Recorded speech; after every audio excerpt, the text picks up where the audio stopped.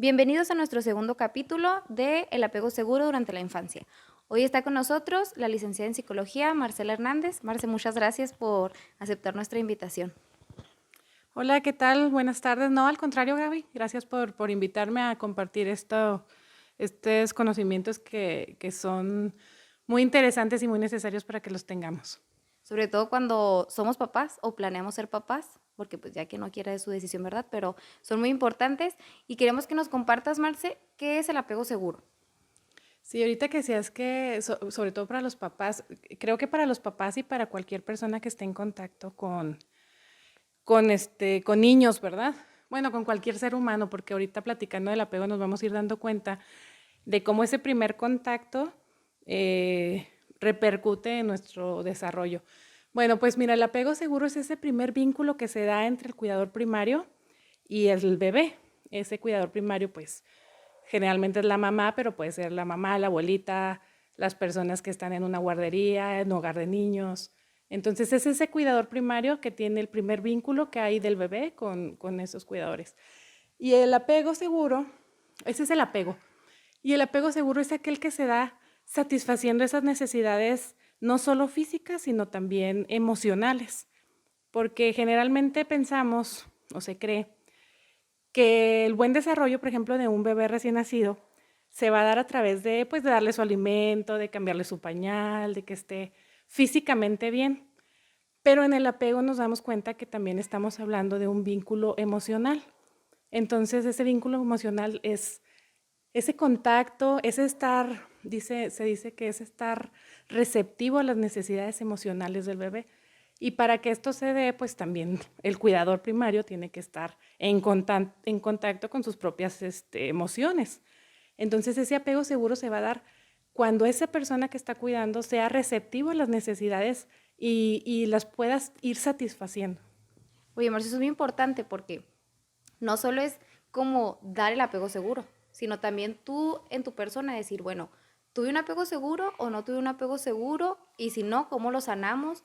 O cómo, pues si tenemos que sanarlo para poder ser eficientes como papás, siento yo emocionalmente, porque física se puede observar, ¿no? La física es más visible y tú dices, bueno, cuando nacen, ya comió cada 3 horas, todo está bien, su bañito, pero bueno, emocionalmente yo creo que no sabemos qué tan bien o qué tan mal le hacemos a nuestros hijos y más cuando somos primerizos, creo yo, pero como persona tú en ti, ¿cómo sabes si tienes un apego seguro o tuviste un apego seguro durante tu infancia? ¿Cómo se manifiesta esto cuando eres adulto? Bueno, pues como te decía yo que iba a ser en todo el desarrollo del ser humano, este apego se va a ver reflejado en nuestra forma de cómo nos relacionamos con las demás personas y cómo nos relacionamos con nosotros mismos. Por ejemplo, si nosotros tuvimos un apego inseguro, muy probablemente en nuestras relaciones de pareja se va a ver reflejado, ¿no? Porque vamos a tener una forma de relacionarnos de forma insegura. Y ahorita lo que comentabas de cómo saber si lo tenemos, pues ese va a ser como nuestro espejito, ¿no? De qué forma nos estamos relacionando, cómo nosotros gestionamos nuestras propias emociones. Y según lo que nosotros hayamos, y como papás cuando tenemos nuestros hijos, pues también se ve muy reflejado, ¿verdad? Porque de la forma en que tuvimos nuestro apego, muy probablemente es la forma en que nosotros vamos a desarrollar ese apego con nuestros propios hijos, ¿no? Entonces, si nosotros tuvimos un apego inseguro, muy probablemente va a ser la forma en cómo nos vinculamos con nuestros hijos y además nuestra forma de socializar con las demás personas y de relacionarnos con nosotros mismos también.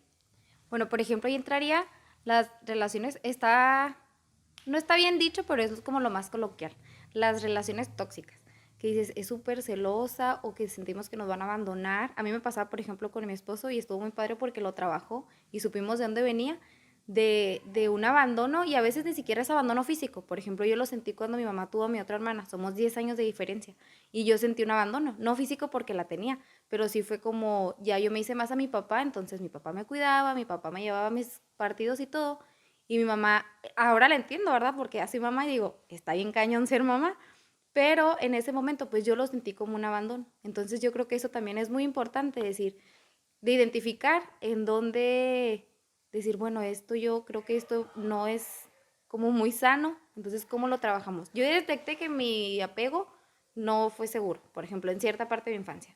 cómo es bueno trabajarlo o cómo es lo más adecuado de trabajarlo.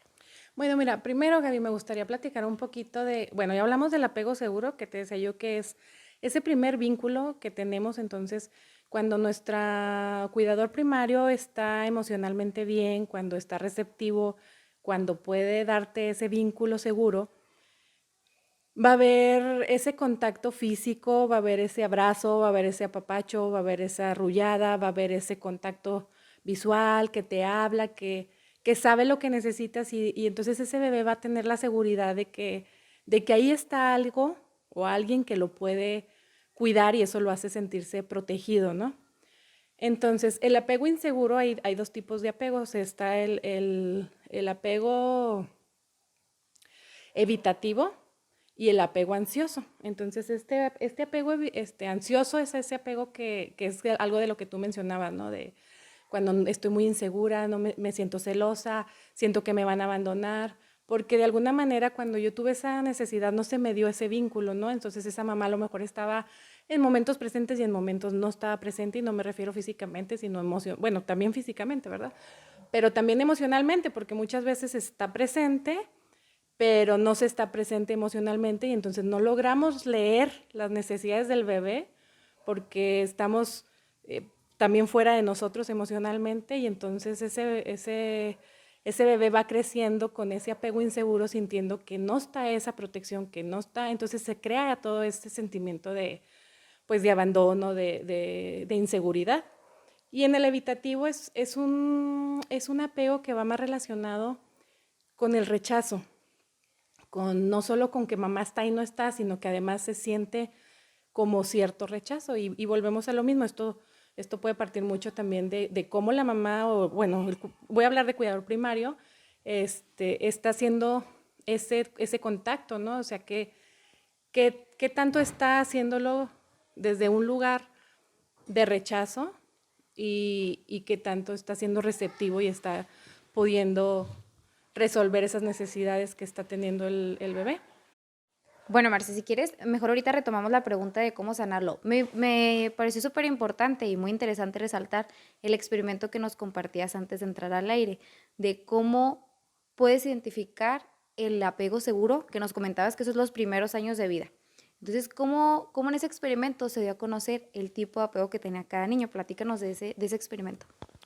Bueno, este experimento se hace con niños que empiezan a gatear, a caminar, que entonces ya empiezan en la edad que empiezan a explorar, ¿no? Que empiezan a separarse ya, que ya físicamente pueden separarse de ese cuidador primario.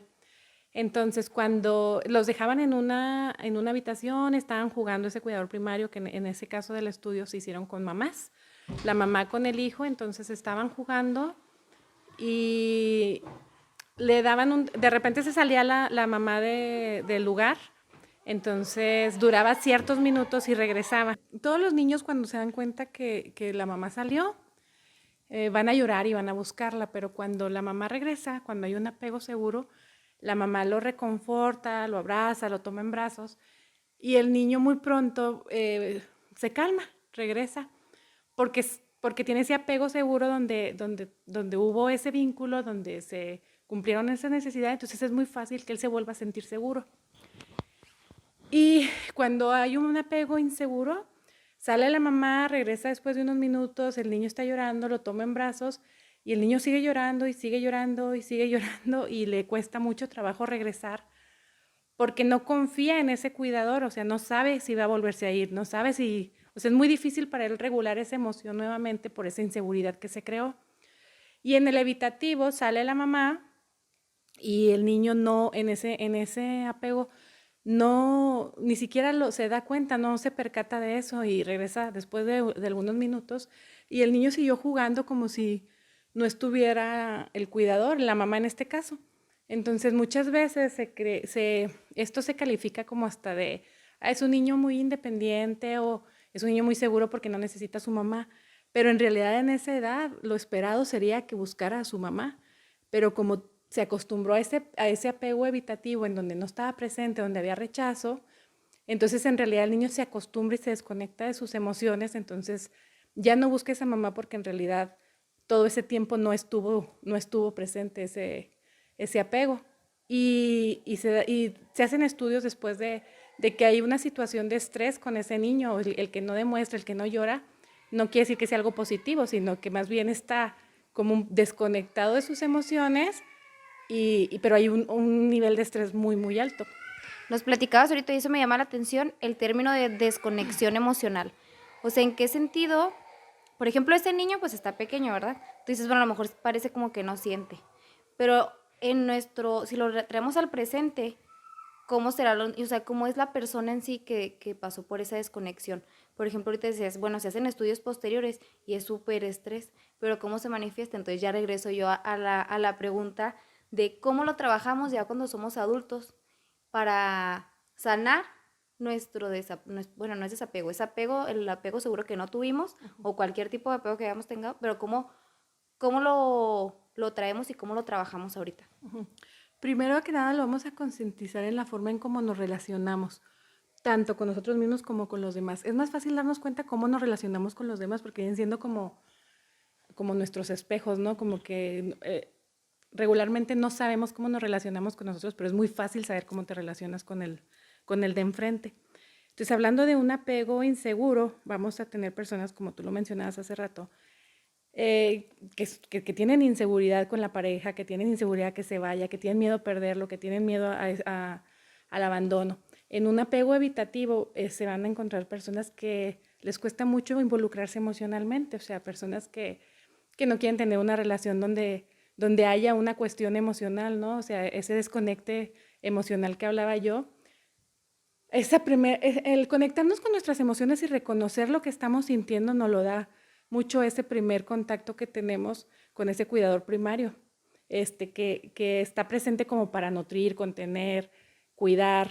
Entonces, cuando no se da y se crea un apego inseguro, un apego evitativo de adultos, pues van a ser esas personas que no se quieren relacionar, que no quieren contactar con sus emociones, personas que a lo mejor son muy racionales, que están como de un ratito aquí, un ratito allá, un ratito acá, porque precisamente evitan, porque dentro hay esa experiencia de no está bien contactarme porque no va a haber nadie ahí. Y aparte no saben ni cómo relacionarse, ¿no? O sea, más allá del no va a haber nadie, pues ¿cómo se relacionan si de pequeños no supieron, o sea, no hubo ese vínculo que dijeras, ok, de esta manera es, bueno, me abraza, me apapacha, que es como la primera vinculación con el bebé.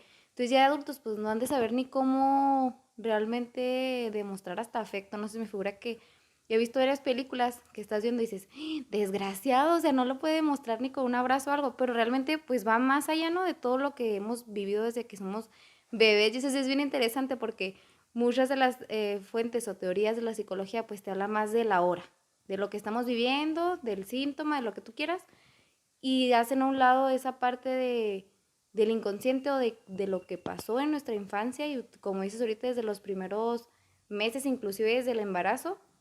Entonces, es muy interesante todo lo que nos platicas, Marce, y me gustaría mucho abordar también el tema de la maestría o la especialidad que estás haciendo en este momento y cuál es el enfoque que le dan ellos al apego seguro. Sí, bueno, este es un enfoque transpersonal, de psicoterapia transpersonal, en donde pues la mayoría de la forma, ahorita lo decías tú, ¿verdad? O sea, no lo sabe hacer, o sea, no vamos a dar algo que no se nos dio porque no lo conocemos, porque no lo sabemos. Entonces, cuando ya somos adultos y tenemos problemas para relacionarnos, generalmente decimos, es que él me hace o ella me hace o yo no estoy listo para una relación seria, por ejemplo, en un apego evitativo. Entonces, la mejor manera de decir, o sea, algo está aquí pero conmigo, ¿no? Entonces, esta sanación se da a través de mí. Y esta sanación se va a dar, ahora sí que como que entrar a todos esos, todo ese inconsciente que a lo mejor muchas cosas no las recordamos, de todo lo que se vivió durante la infancia. Y no, porque esos primeros contactos que tuvimos fueron lo que nos fue formando y lo que nos fue dando las experiencias de lo que era la vida y de cómo deberíamos comportarnos en el exterior. Entonces es volver a regresar a esa parte y no tanto como para decir, híjole, es que mi mamá me hizo, mi papá me hizo, sino para saber qué de eso, de esas experiencias que tuvimos, nosotros ya las introyectamos, ya las tenemos dentro y entonces las recreamos continuamente. Entonces es regresar y empezar a ver qué fue lo que nos faltó, qué fue lo que necesitamos que no tuvimos y empezar a aprender a dárnoslos nosotros mismos ya como adultos. Se dice que entonces somos como ese papá o esa mamá espiritual que nos podemos dar ahora nosotros mismos y nutrirnos nosotros mismos desde ese lugar. Oye, me encantó esa palabra que dices de los padres espirituales. O sea, realmente yo creo que a todos, me atreveré a decir que a todos nos faltó en algún momento nuestra papá o mamá, ¿no? No porque ellos quisieran, sino porque las circunstancias y ahora que somos adultos, y lo dice mucho nuestro amigo Pablo, de hicimos lo que pudimos con lo que sabíamos hacer, y pues no se trata de juzgar, sino de decir, bueno, ok, yo siento que a mí me faltó esto, yo de adulta, ¿cómo abrazo a mi niña interior? ¿Cómo sano esa parte? Y eso se me hace bien interesante porque a veces estamos con el amigo de enfrente, de que nada más estamos echando, ¿no? Es que él me hace, así como dices tú, y se me hace bien padre eso de, bueno, vamos a indagar en nuestro niño, qué nos faltó, qué, o qué pasó en ese sentido, y como yo adulta, yo tengo que sanar esa parte. Entonces ahí, por ejemplo, el psicólogo ¿qué función hace? O sea, ¿cómo trabajas desde ese enfoque transpersonal? Sí, el enfoque transpersonal se cuenta que va acompañando a esa persona a irse conociendo, porque es como muy paradójico, ¿no? Que a nosotros somos los que siempre hemos estado con nosotros mismos y es a los que menos nos conocemos. Y una manera de podernos conocer es viendo a través de los demás, porque todo lo proyectamos. Todo lo que yo veo, siento de la otra persona es una proyección mía. Entonces me voy a conocer a través de ellos, pero el psicoterapeuta transpersonal pues te va a dar ese acompañamiento y te va a ir ayudando como ir descubriendo todas esas partes, a ir descubriendo de dónde vienen todas esas emociones, esos traumas, esas cosas no resueltas. Y entonces, primero pues hay que descubrir qué fue lo que no se dio, qué fue lo que necesité y no lo tuve. Y entonces después nosotros mismos como adultos, y bueno, pues hay un montón de dinámicas. Puedes usar, por ejemplo, un diario personal donde vas escribiendo cómo vas reaccionando en el día. Y cuando lo escribimos, hace una función nuestro cerebro totalmente diferente que cuando lo hablamos o hasta lo tecleamos en una computadora, es escribirlo a mano. Y es ir recibiendo nosotros nuestro diario porque vamos viendo cómo vemos el mundo, cómo reaccionamos, cómo nos sentimos, porque muchas veces todo eso se nos pasa y a la hora de verlo ya plasmado, escrito, entonces te vas dando cuenta. Y con el acompañamiento del psicoterapeuta transpersonal, pues vas acomodando toda esa parte para ver qué es lo que te está haciendo falta. Después hay dinámicas muy bonitas donde regresas a ese niño interior, donde te puedes hacer una carta a ti mismo, puedes regalarte algo que sea un símbolo representativo de eso que necesitaste y vas trabajando con todo eso que está ahí guardadito y es muy interesante y es muy bonito porque las respuestas están en ti mismo. En realidad el terapeuta lo único que va a hacer es acompañarte a irlo como descifrando, sacando, pero las respuestas las tenemos cada uno de nosotros mismos y nosotros sabemos qué es lo que necesitamos y qué es lo mejor para nosotros. Solo es como conocernos y vernos acompañados con esa persona que nos va a ir ayudando a descubrir todo eso. Y a su vez también con nuestros hijos, ¿no? Que es como una, es un plus. Ya después de que te sanas a ti mismo, viene la otra generación y cómo lo debes de trabajar. Bueno, más que debes, cómo haces que todo tu trabajo valga la pena. Yo siento, bueno, como mamá, no sé si a ti te pasa lo mismo, yo siento que todo el trabajo personal que hago en mí, volteo a ver a mis hijos y digo, es más que satisfactorio, o sea, más que trabajarlo por mí, yo digo, no quiero hacer algo mal con ellos o dejarles un, un trauma, ¿no? Como dicen después, por eso que yo no sané, o sea, que irresponsablemente, porque bien dicen, cuando ya eres adulto, o sea, naces en una familia que tú no quieres, la que te toca, pero cuando ya eres adulto, pues te toca a ti sanar y ser responsable de ti, de todo lo que te pasa y cómo impactas en tus hijos. Entonces yo creo que como mamá no hay una satisfacción más fuerte, al menos en lo personal, de poder sanar y decir, ah, ya me conozco, sé de dónde viene, lo puedo sanar y sobre todo lo mejor es ya no hacer que mis hijos pasen eso o que tengan que sanar también ellos eso, que de alguna u otra manera tienen que sanar algo, pero al menos ya es como más responsable de mi parte o más consciente, aparte de que te conoces de ti mismo. Sí, fíjate Gaby que ahorita elegiste una palabra que dijiste necesito y luego tú misma la cambiaste, ¿verdad? Porque precisamente en este enfoque transpersonal, dice que cuando llegamos somos así como, digamos, como una piedra, un diamantito en bruto, ¿no? Y con nuestras experiencias, con lo que vamos viviendo, con el contacto que tuvimos, con el apego que tuvimos, entonces, pues se van formando muchas capas.